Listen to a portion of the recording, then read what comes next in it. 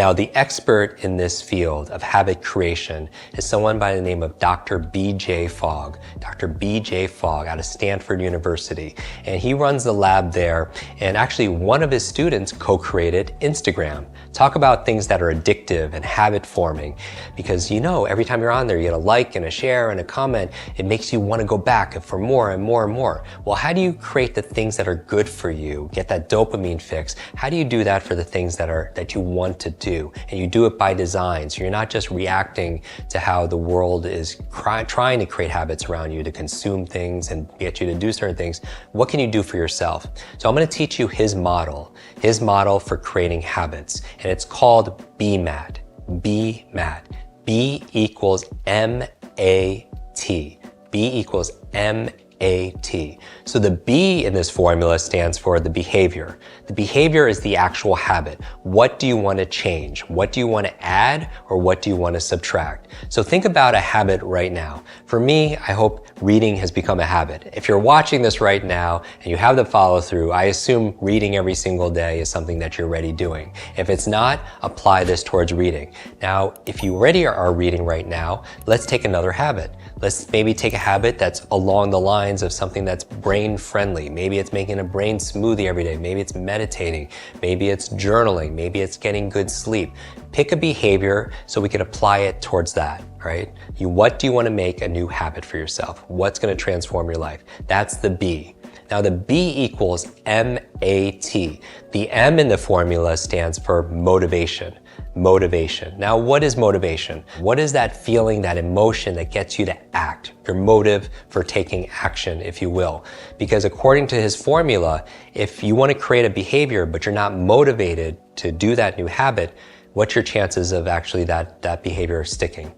Very slim to none, because your motivation is zero. Anything times zero is what? Is zero. So who's in control of your motivation? Who's in control? You are, of course. So a quick tip I would recommend to be able to enhance your motivation is do a check-in around this behavior. How motivated are you to work out? Let's say that's your behavior you want to change. And let's say it's a 0 to 10. What does it feel like to you?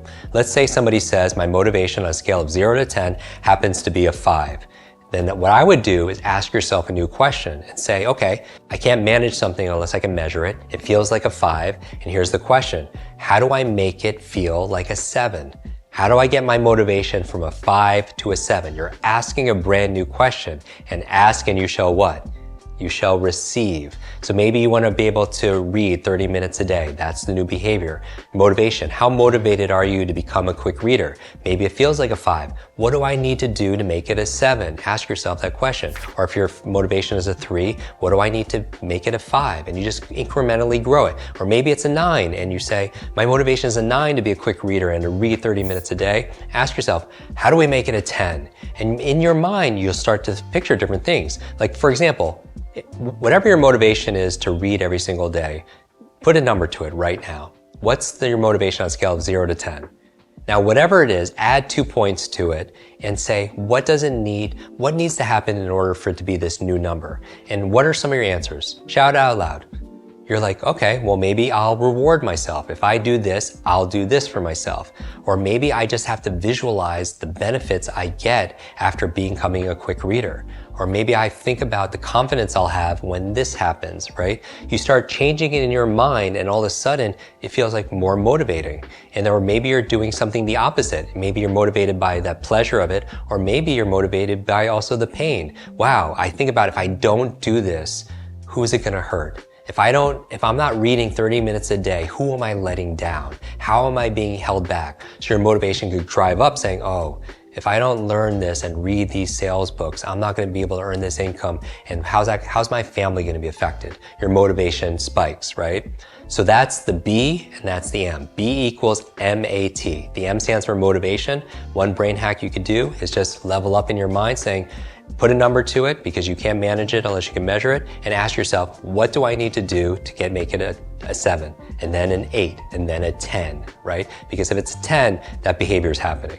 Now, but it's not happening if you don't have the A. What does the A stand for? The A stands for ability. Ability, because in order to do quick reading, for example, if that's the behavior, you need the ability, so you need the training. It'd be impossible to do a new habit, for example, if you didn't have the ability to do so. So that's something that you only could come through the proper training, and also setting yourself in an environment where you could actually do that. So for example, if you want to work out every single day, but you don't have the ability to get to the gym, then you have to change that a little bit. Maybe you work out at home, right? So your ability, you train it. And finally, the T, B equals M-A-T. The T, this is so important, but often overlooked. The T stands for trigger. Trigger. All habits need a trigger. What is a trigger? It's the reminder. What reminds you to do this behavior? And so this is the area that I want you to really look closely to, the motivation and the trigger. Once you're motivated to do the reading, for example, what triggers you or reminds you to do it? So for example, you could set up your environment in a way where you provide triggers for yourself. Simple way is setting an alarm. Put it on your schedule. That's why we had you scheduling this in advance, your reading, right? And you have your alarm go off, and that's a trigger to remind you, since you're already motivated, to do your reading. You know, maybe it's putting your trigger is having your sneakers or your running shoes right by the door, and you know you're going to walk past it at a certain time. It reminds you to get to the gym or to run outside, for example. A trigger, a simple example, I lived for a while in a high-story building, and I was on the 30th floor. And part of me, I talk about digital dementia and how we're so reliant on technology. It makes us mentally weak, but also physically. You know, I was like Ubering everywhere, and I wouldn't walk, 10 minutes somewhere. And I was like, oh, my body is not in shape as it once was. I'm using technology, and my body's getting weaker. And every time I would go into this building, I'm like, I'm not gonna walk up 30 flights of stairs and down every single time. But what I ended up doing is every time I went into the elevator and I was alone, which was most of the time, I was just doing these squats, or I would be doing my super brain yoga. And by doing that, my trigger was that elevator. Even to this day, years later, every time I'm in an elevator by myself, I start doing squats, because that became my trigger. Because you could control your triggers, right? You could teach yourself what reminds you to do what. You know, my friend Brendan Burchard has a trigger. Every single time he walks through a doorway, he puts himself into 3 emotional states. Maybe the states are, I want to be bold, I want to be funny, I want to be present. And every single time he walks through a doorway, it triggers him to be that person. So here's the question. What is a behavior you want to change? For me, I'd like you to pick one that's around your brain and learning and reading. Pick a new behavior, because we don't want this to be the end. We want this to be the beginning. And then do a motivation check. What's your motivation to do this behavior?